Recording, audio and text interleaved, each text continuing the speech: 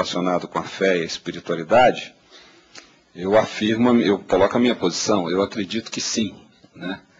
É aquela ideia, você semear tantas sementes, tantos grãos de trigo num terreno e achar que nenhum vai germinar, ou um apenas vai germinar, por quê?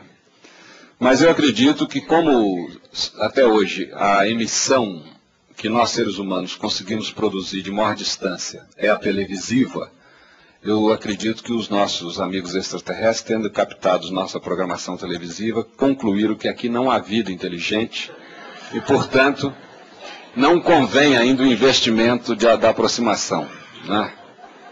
E pode ser que algum dia aconteça deles, sobretudo captando no domingo, então é terrível, né? Porque o domingo é o Dia Nacional da Imbecilização Geral, né? E antigamente, inclusive, eles avisavam para a gente, olha, sai de baixo, a gente não saía, e acordava com ressaca na segunda-feira, né? Pois bem, essa descoberta, ela desconcertou todos os paradigmas medievais, introduzindo uma outra concepção que foi aprimorada, sobretudo, pela física de Newton. Quer dizer, Newton, ele concebeu o universo como um grande relógio, que é a comparação que ele faz, a metáfora que ele faz, e que cada um de nós, né, olha para o relógio e acha estranhíssimo como é que esse aparelho pode marcar com precisão o correr das horas, mas a gente não sabe como funciona, mas basta desmontá-lo nas suas partes componentes para saber como funciona a mecânica dele. Então ele diz isso, né? Através da ciência nós podemos conhecer toda a mecânica do universo. Isso foi muito reforçado por um astrônomo inglês, que lá pelos meados do século XVII, viu passar toda a população de Londres, viu passar um astro que iluminou os céus de Londres numa noite como essa. E ele passou a noite fazendo cálculos, e no dia seguinte ele compareceu à comunidade científica e disse, olha, dentro de 77 anos, aquele astro que iluminou ontem à noite os céus vai voltar a iluminar Londres. E muita gente achou que o cara estava pirado. Por que não 15 anos, 18, 122? Por que essa precisão?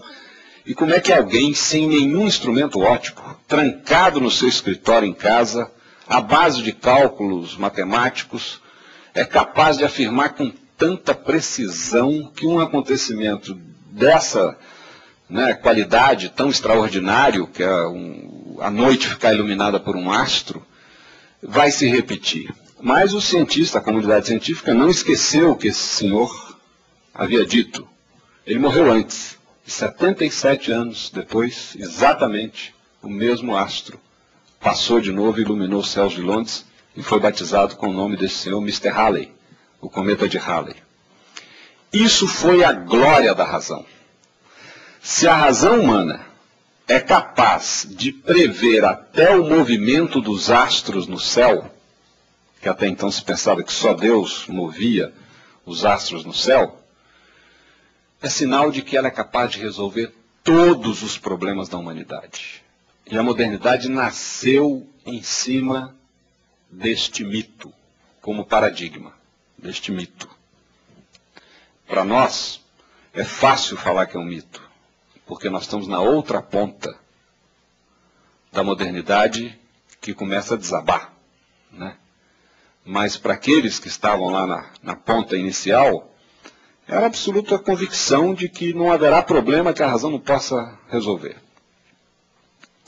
O segundo acontecimento marcante foi esse acontecimento equivocadamente chamado de descobrimentos da Península Ibérica. Você volta para casa essa noite, encontra 2 cidadãos ensacando o seu som, o seu telefone, as suas joias, e eles dizem, minha senhora, meu senhor, nós acabamos de descobrir a sua casa, né?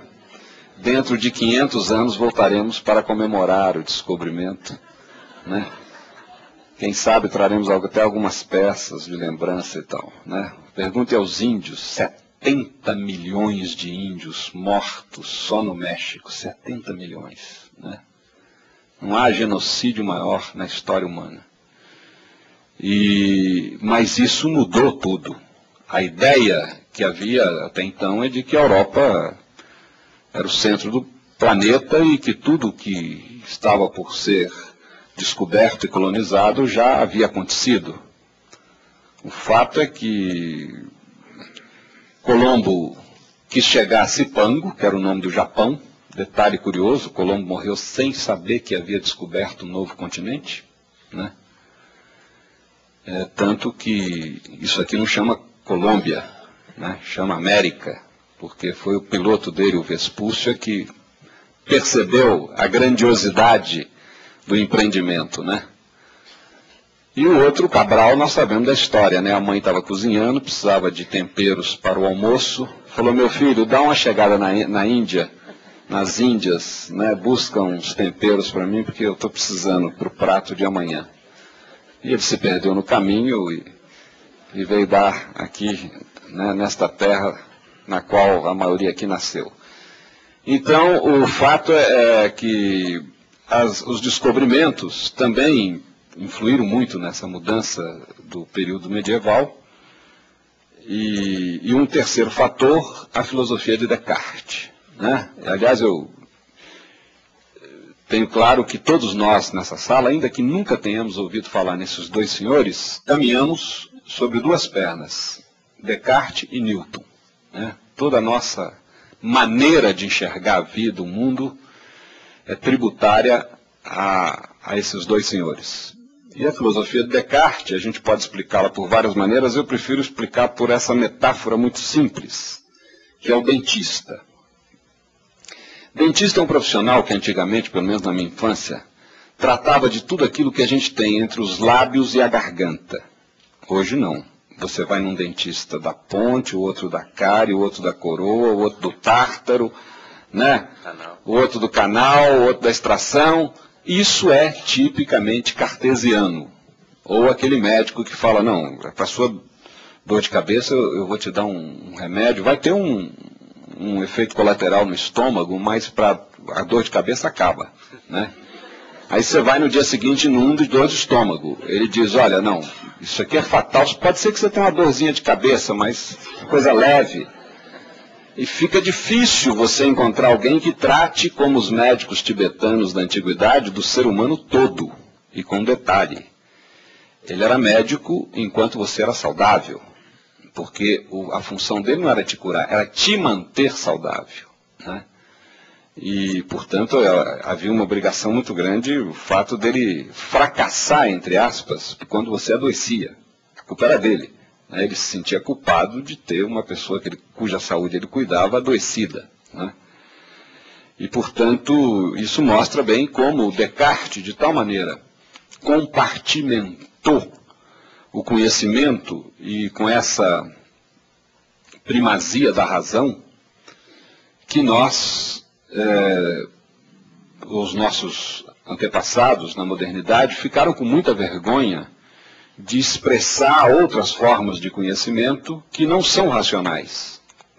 Por exemplo, o conhecimento espiritual, né, a experiência religiosa, ela foi condenada pela modernidade como uma superstição, né? O Augusto Comte chega a estabelecer as etapas da história dizendo: não, a história tem a idade mítica, a idade religiosa, a idade filosófica lá com os gregos, agora nós estamos entrando aqui na idade científica, né?